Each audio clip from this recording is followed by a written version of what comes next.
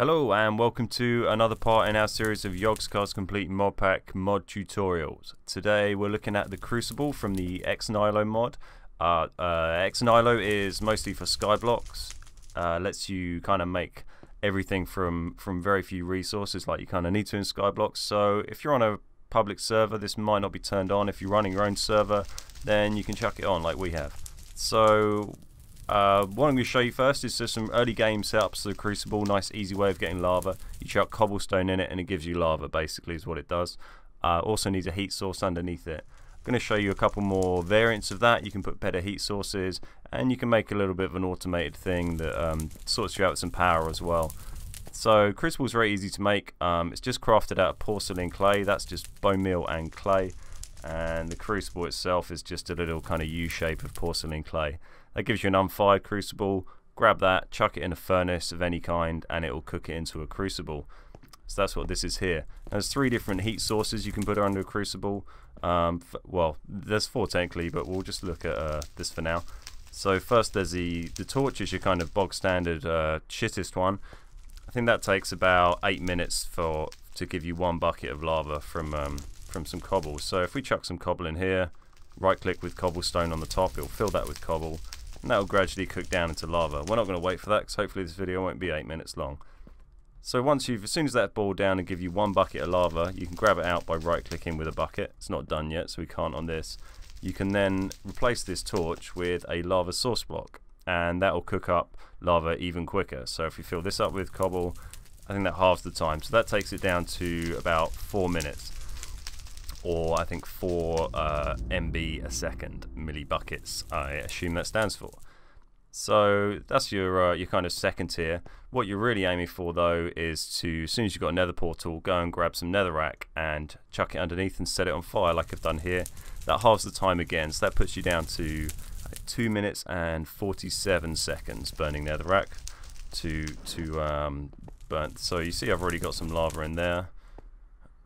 Right click with bucket and we've grabbed out a bucket of lava there, and I'll just fill this back up. So that's pretty cool, but that's obviously a very manual process. So what you probably want to do, I never just leave them like this.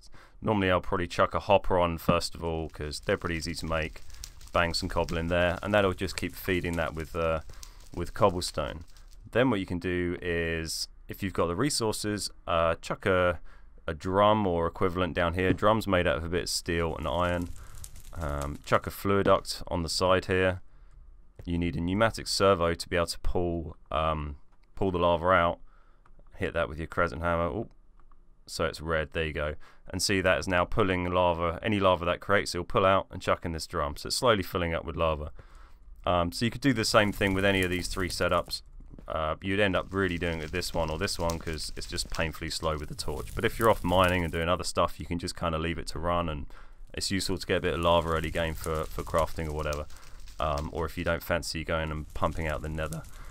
So yeah, so that's pretty cool. What you can also do is you can also use blazing pyrotheum as a heat source. But that shit sets fire to everything, so I wouldn't really recommend it, but it does do it quicker. It does it in 1 minute and 10 seconds for a bucket of lava. So that's not bad, but you're probably just going to set fire to your whole base, so I wouldn't recommend it. That's why I'm not demoing it. What I'm going to show you now is just a quick little setup I sometimes use, just a bit of a different kind of power setup, fairly early game. You can, it's basically some lava generators from X Utilities with fluid ducts going into them.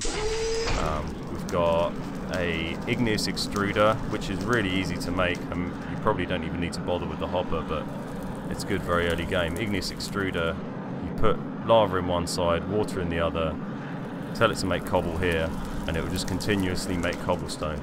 It won't use up any of that water or lava. It's just it's just a cobble generator to save you making a skyblock X cobble gen. Just make one of those, put an item duct underneath, make it red. It won't need a pneumatic servo, and some other item ducts here that are blue, and that will just pump out cobble into these crucibles. They're getting fired by some netherrack here, and then that's just going into these lava gens, which are then powering this capacitor bank. And you can see we're storing up a pretty nice amount of power there. and you can just leave that running. That's basically a slow and small but infinite power source, because you've got infinite cobble there, you've got constantly burning netherrack, and yeah, there's no other input required. Yeah, so that's basically it. I hope you enjoyed the video. We've got a bunch more, so check them out. If you enjoyed the video, drop us a like or a subscribe. We really appreciate it, and it helps grow the channel. We're going to do a bunch more of these tutorials, hopefully Yogscast Complete Let's Play. Leave a comment and let us know what you enjoy, and we'll try and do more of that. Nice one, thanks guys, hope you enjoyed the video, and see you later.